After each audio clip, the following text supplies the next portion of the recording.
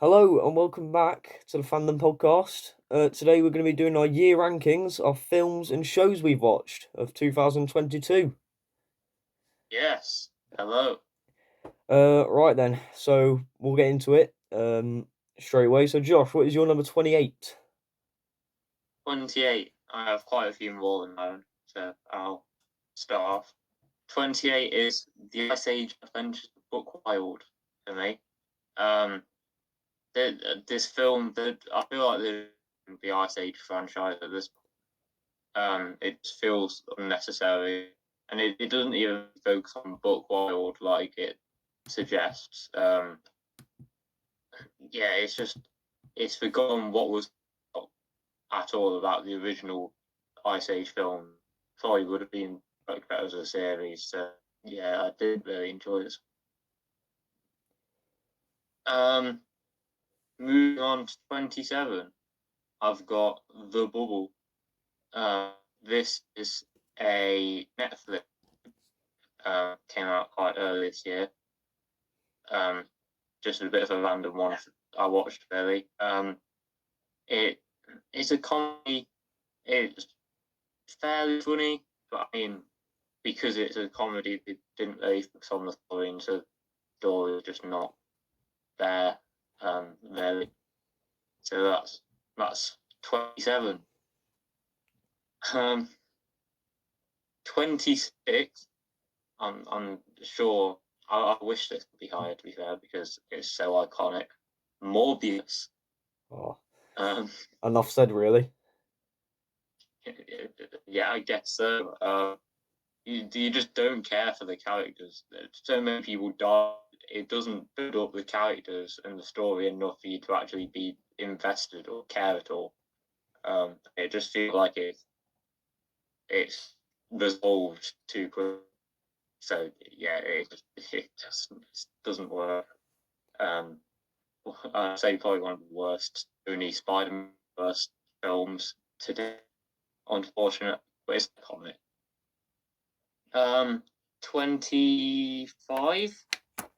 I've got Hotel Transylvania Transylvania. Um, this is similar to Stage One. To be fair, it's it, they've just milked this franchise at this point. It feels unnecessary. They couldn't even get Adam Sandler back as Dracula. Um, and yeah, it milked the charm of original films. But I mean, this one's a fun story, very solid. But yeah, it's just missing charm of the original films. It just feels unnecessary at this point. Um, 24 is Turning Red. Um, I mean, as far as Pixar films go, it's pretty average, not great. I don't know. They targeted it at a weird audience, at like a young teenage girl audience. So obviously we're not in that target audience, and it does appeal to that many people. Pixar usually has quite a wide appeal. Um, Solid story, um, quite fun still. Just, it made the wide appeal of the other ones, um, and so not for me, I'd say. Um, 23, recent one actually. Diary Wimp Kid Vodrick Rules. Um, I mean, Disney films, so I expect much out of them really. This was better than I expected, to be fair. Uh, it's just an hour long, so expect too much. Um, they actually do quite well at, you know, showing the relationship between Roderick and Greg, showing how that develops. So as far as character and story go, it's decent. It because it's only like it's obviously a lot of what most films have. Um, so yeah, there's just not enough there for it to be any higher up on the list really. 22, getting onto bigger films. To be fair, um, Jurassic World Dominion. I rated it quite highly when I first saw it, and since then I've kind of realised how wrong I was when I first saw it. I don't know. It's quite fun still. I quite enjoyed this one when I first saw it. To be fair, um, it brings the original cast back, and it's fun to see them all interact. Uh, and it's not story. Um, Plenty of action. It misses really what a Jurassic Park or Jurassic World film should be about, which is dinosaurs. There's just not and when there is, it's just a bit. They're used a bit weirdly, to say. So yeah, that's 22. But almost there at Aaron talk. 21, Thor: Love and Thunder. I had really high hopes for this film. The trailers made it look insane. Again, when I first watched it, I didn't think it was that bad. I didn't review, and then when it came on Disney Plus, I watched it again, and I realized just how bad this film was. Really, it's many jokes. It was way too cheesy. The story's not good, and we just more of Gore, the God Pusher, really. Because we barely got any of it yet. It was the best with film. Yeah, it's just too cheesy to the point where it's uncomfortable to watch. So yeah, that's 21. And 20, one that most people are saying is quite underrated, to be fair, but I didn't really enjoy it that much. Bullet Train. I don't know why I didn't enjoy it that much, to be fair. It just it didn't really it wasn't really right for me, I'd say. Um, yeah, plenty of action and comedy, and that's all quite good. The story it just wasn't interesting enough, I'd say. I never got that interest in the characters, in characters at all. Um, and I was just sat there a little bit bored, to be fair, for a couple of hours. But it wasn't a horrible film. It was quite still, but not quite right to me. 19. Did I give my 19, Aaron, or do you want to jump in Yeah, here? yeah. Yeah, you can go first with your 19 and then I'll Okay. follow on after. Okay. My 19 is Matilda the Musical. Um, didn't expect too much out of this film. It was a bit than I expected. Musicals are my thing, so I wasn't watching it. Um, I didn't really, wasn't my favourite. But for what was decent, bit of a weird spin on the original story to the point where I was a bit confused at times, found it a bit too weird at times. But yeah, fairly fun, not bad music, and a bit different. So yeah, that's 19.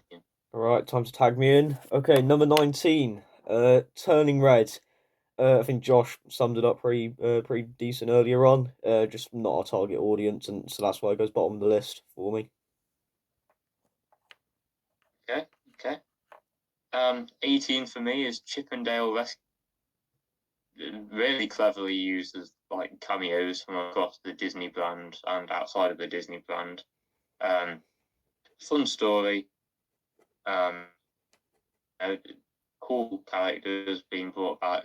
It's just because it's a Disney Plus movie, it can't really go any higher up on this list because it's not got the same feel to it as the big cinematic films. Okay, for me, number 18 is Nope. I've heard a lot of that about this being a masterpiece, and then some people say it's some of the worst thing they've ever seen. It didn't hit the same to me. Maybe because I'm not too entirely invested in the horror franchise, but who knows? Just wasn't for me. Okay, okay.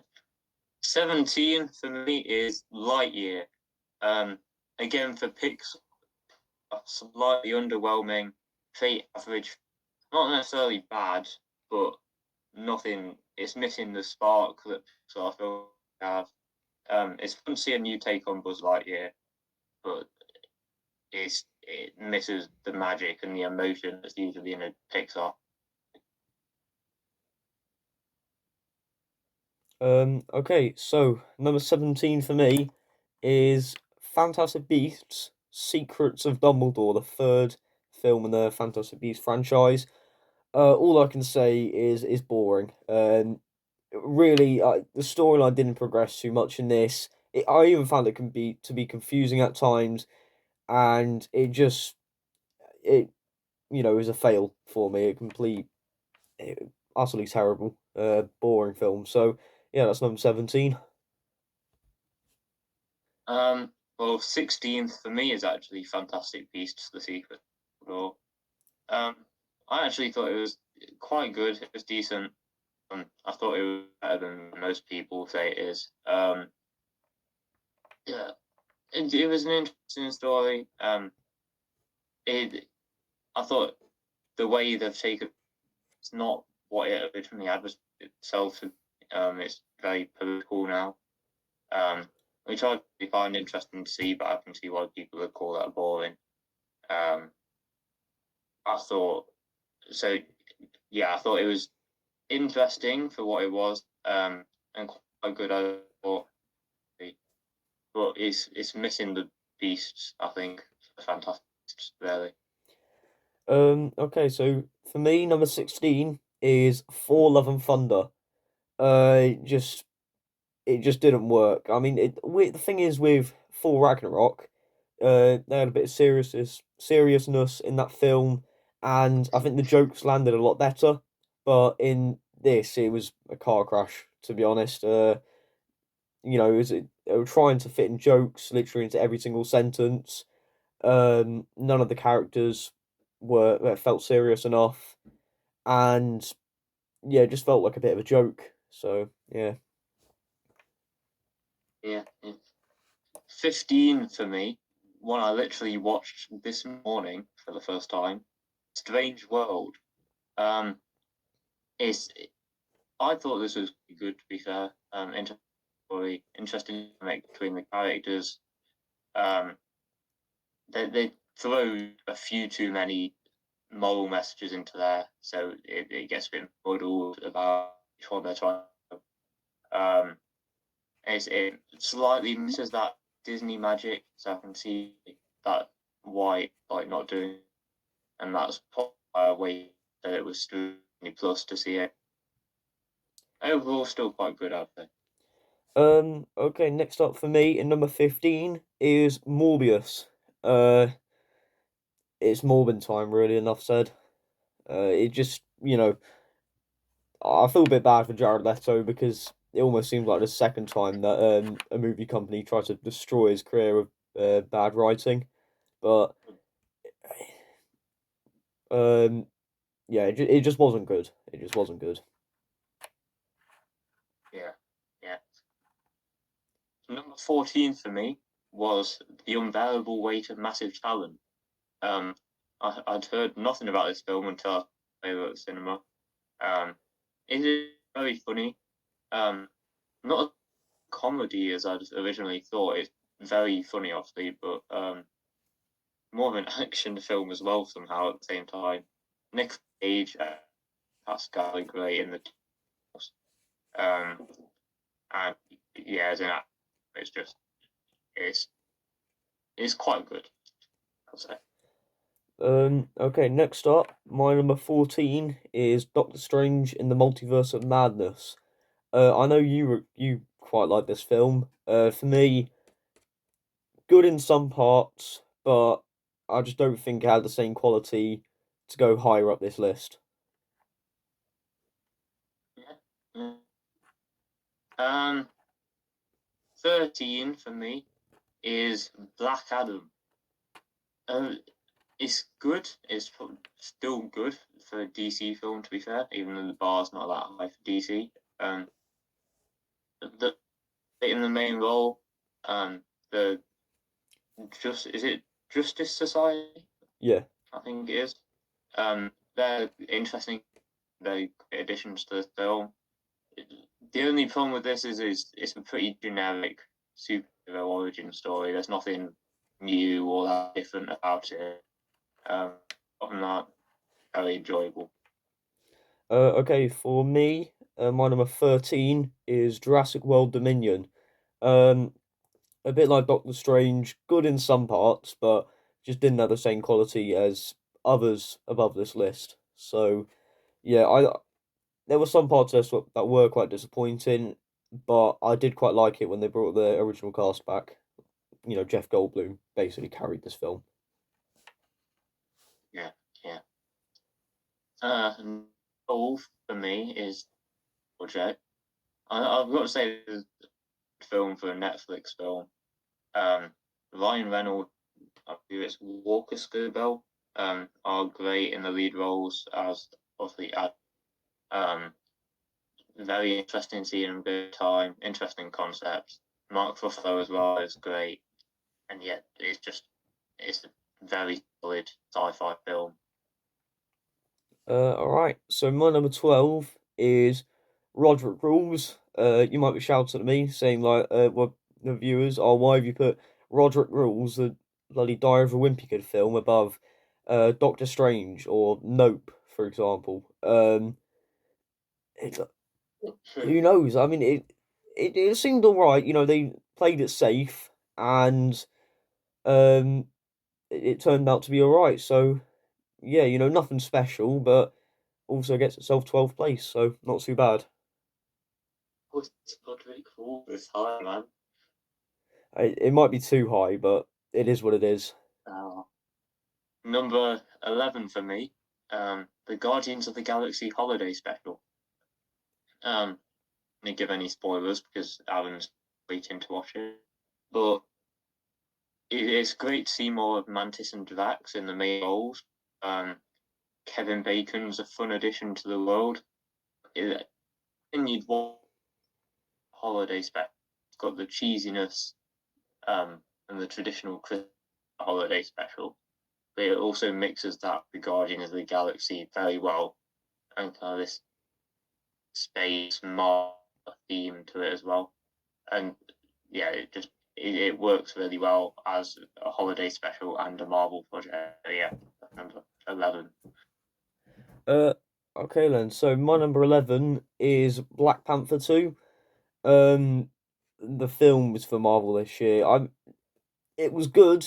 Um, but there maybe might have been some parts where I thought the film was too slow, and it just, you know, it felt like more of a montage film, which isn't my kind of thing. You know, if you're gonna, for me, there needs to be action. Well, not action throughout the whole thing, but you know, you can't have. Um, how's the best way I can describe this? Really, it just felt too slow in some parts. I think that's the best way to say it. Okay. Number 10 for me, going into the top 10 now, is Uncharted. Um, this didn't get great reviews, and I can't really understand why. I thought it was a solid action adventure film. Um, Again, Tom Holland and Mark Wahlberg are great in the two main roles. And like I said before, it doesn't really bring any new to the adventure and action adventure genre, really. Um, it's a very standard film. Um, but I mean, for what it is, it's fun. It's done well, and it's got some good action. So yeah, Uh, number 10. okay, my number 10 is Lightyear, Pixar's return to the cinema, and I liked it. I think it was good. Um, you know, maybe a bit more for kids, but you know, I can still walk into that cinema and say, yeah, I enjoyed this film. So yeah, that's Lightyear in number 10. Yeah, yeah. Number 9 for me is Doctor Strange: Multiverse of Madness. Um, like Aaron said, I enjoyed this one a lot more than some people did. I think. Um, Lots of people had complaints about it. I've watched it multiple times. It's a good film in my opinion. Um, yeah, there are a few bits that could have been done better. Scarlet Witch was a great villain, but I thought Doctor Strange he's a great character, isn't he? And I mean, yeah, overall, this film it's not what it was advertised to be. It was advertised to be much bigger than it was, but for what it was, it had some cool action, and I really enjoyed Sam Raimi's like horror direction and horror style as well in it. So yeah, I enjoyed it. All right, next up for me is number 9, The Adam Project. Uh, I think you explained this one well earlier on. It's great to see like Ryan Reynolds and the kid, which I can't remember his name, but they were both excellent in their roles.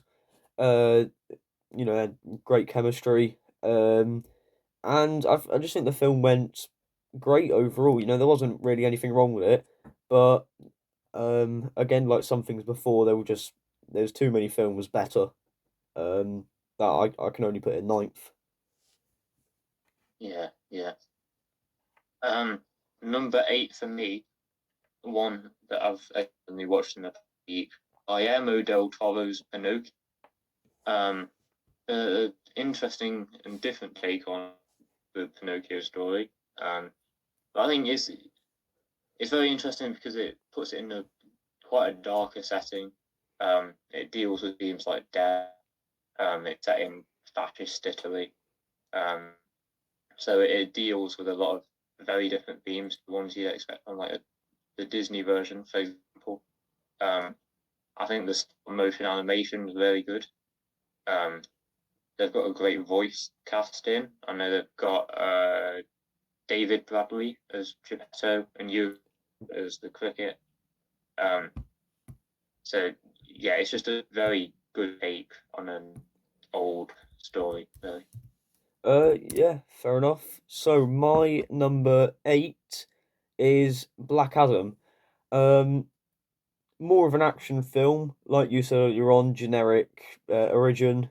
Um, but the film worked all right, and I guess DC just doing what they haven't really dragged anything out with these monologues or speeches that just didn't really suit the character. Just have a bit of a scrap, and I think it works for Black Adam here. Mm. Number 7 for me is Werewolf Night. Um, Probably one of the best Marvel Phase 4 projects in my opinion, especially of this year. Um, I think it's just again, it's everything you'd want from a Halloween special. It's different from Marvel, opens up a new corner of the Marvel universe, and it doesn't link into the rest of the universe, which I liked it. I liked it. It didn't have to reference the rest of the universe the whole time. It's very enclosed story, focuses very much on this group of characters, I guess. Um, and yeah, it's like a classic horror film, really. Yeah. So surprisingly enough, in my number 7 spot, I've also got Werewolf by Night. Um, I think you've summed it up pretty well there. Just good horror film. We've got characters introduced now, like the Man Thing, who I know is a really important character. May have something to do. May have a bit more of a bigger spot in the uh, multiverse saga. I think he'll have a big role in Phase 6. Um, and it just felt like a decent horror film overall. So yeah, that's Werewolf by Night in number 7. Um, Number 6 for me is Elvis, which is actually a film I never really intended to go and watch. Um, but the cinema had like it was National Day, so they had cheap tickets. So we went and watched it together, and it was actually really good. I thought. Yeah, yeah. Um, Very long, but I'd say well. Um, Again, the main actors, Austin Butler and Tom Hanks, were great. Um, I knew much about Elvis, so it's very interesting to see the story of such a popular figure and yet someone I didn't really know about before. Um, my only complaint would be I wish there was a bit more of Elvis's music in there. Um, but overall, yeah, great film. I thought. Yeah. Um, okay, so my number six is Minions: The Rise of Gru. It was going to pop up at one point. Um, I think this was a great day out when we went to go see it, and you know what? It banged. It had decent. You know, the storyline was good. It felt like a classic Minions film. Um, and well paced. Comedy was there. Yeah, it just it felt well. So that also wins the best animated film this year for me. I don't really have much animated films on Mm. that list, but yeah, wins that. Yeah, well, my number five is also Minions: The Rise of Gru. I wish it could be number one, but some great films this year. Um, Also wins my best animated film of the year. Um, I've grown up watching Minions and Pickle. I've always loved growing up. Yeah, it, the amount of references to the original film, and I loved that. And even just as a film, it's a very solid and great film. Um, you know, like Karen said earlier, great story, um, great music in there as well. And when I watched it, we had an amazing viewing atmosphere as well. So yeah, Minions: The Rise of Gru is number five. All right then. So my number five is Uncharted. My first film I went to go see this year, and it went brilliantly because of the fact, um, you know, I came in there not expecting anything and walked out thinking, yeah, I probably want to play the Uncharted games at one point. Tom Holland and Wahlberg were great together, and we might even get a sequel out there. So, you know, it was great. Yeah, yeah. Um, okay, number four for me is Everything Everywhere All at Once. Um, one again, I'd not heard about it until there was like a huge talk about it online, and it was up in everyone else's rankings, like right at the top. So I thought I could be watching this. Um, and probably one of the best takes on a multiverse stories that I've seen. Um, the way it just so bonkers and crazy goes all these weird universes, and yet it should just be a small story about a family at the center of the world and learning to accept each other.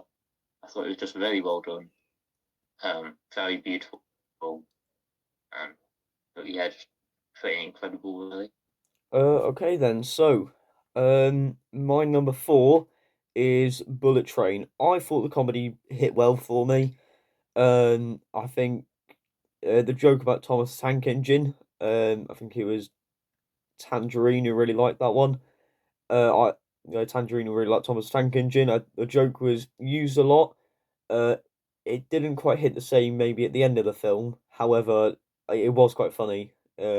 Like the first maybe two or three times they mentioned it. Brad Pitt I thought was great in this. Uh, even managed to get a couple cameos in there, like Channing Tatum, Sandra Bullock, and Ryan Reynolds. So yeah, that was great. Um, and I think the film just worked well for me. So yeah, that's Bullet Train at number four. Okay, um, Onto the podium. number yeah, top three. Uh, Number three, Top Gun Maverick. Um, this top three for me is so close to that. I've been debating what order to put them in for the past like week. But yeah, Top Gun Maverick is third. The almost perfect film, I say. Um, it's just that time of year when it came out, about like early summer. It was just a great feel good film. And summer refilm, it just had the best feel about it, I'd say. Um, obviously, Tom is great as a Um, good story. yeah, Yeah. yeah. So my number three, and I did recently just change this about. I put Bullet Train fourth, so Elvis is going to go third. Um, it has to be on the podium because I think Austin Butler nailed the role perfectly. Uh, showed a really accurate representation of Elvis's life. Well, maybe not accurate, but well, um, he just played it extremely well. You know how Elvis would probably act. Um, yeah, apparently he got so invested into the role that he had an identity crisis afterwards. Was talking like Elvis for the like before 4 months. Before the film release or something like that. Um, and I think for what he's done for this film, I think it only deserves to go third. Yeah, yeah. Second for me, um, is the Batman. What's Uh, first for you then? I've never known Oh wait, yeah. DC that well, to be fair, but this pretty incredible film. You've got the Riddler as an amazing villain, as a definite standout. The just the dark tone of the film I thought was great. The fact that it had almost no comedy whatsoever, um, just worked so well. Um, it's a very long film. Again, it's like 3 hours long, but I think it's paced quite well. Keeps it interesting, keeps the story going, and Um, it's just oh, great like crime mystery, but also a superhero film kind of at the same. yeah. All right then. So my number two is Top Gun Maverick. Um, Top Gun Maverick. I think like you said, a feel good film like coming into the summer. Um, actually not. It, unlike a lot of American films, it didn't have the same kind of um like maybe one guy just comes out with a long monologue. Not that I can remember of the film anyway, but no, it felt natural to be honest. It felt like what a group of people in maybe like a airplane base. I don't really know much about this, but yeah, I feel like that's what maybe they would do. It just felt quite natural, and then the ending to the film where I think it was Maverick and I think it's Rooster, them two, trying to escape the Russian airbase. I thought that was amazing too. So, Top Gun Maverick, absolutely brilliant. Tom Cruise did the role perfectly. Coming back and doing a sequel for it was great. And yeah, I was just happy with the film overall.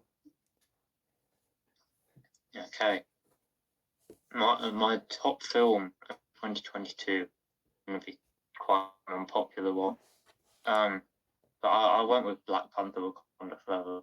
I did a full review of this the week, so make sure to go and check. But yeah, for me, the film just I don't know. They were given such a difficult task to make the film, obviously with the death of Chadwick Boseman. Um, I feel like they honoured him so well while still making a great story that moved on from that. Um, Set up the few. Um, Namor was a great antagonist. Uh, its use of side characters was great. Amazing music and soundtrack. Uh, Maybe some action would have been a bit better at times. I'll admit that Ollie was a bit of a weakness of the film. I mean, overall, I found it to be such a beautiful film. Um, Loved it. Yeah, that's my top film of 2022. Yeah, fair enough. Um, all right then. So at number one, I think it was quite obvious, the Batman. Um, Robert Pattinson nailed the role. I thought they did absolutely brilliant with this because of the fact it was like a mix between a detective film and a superhero film, like you said. A lot more of the film is about um like being a detective, or Batman being a detective, which we don't really get to see too much of. Instead of Batman going out, gung ho, punching up everybody. So I thought that was brilliant. Other characters in this, like who played the Penguin again? Colin Farrell, that was it. Yeah, yeah. He played the Penguin perfectly. I know he's going to get a spin-off potentially, so I think that would be great to see. Maybe his uprising in the criminal underworld. Um, yeah, it's Paul Dano as the Riddler.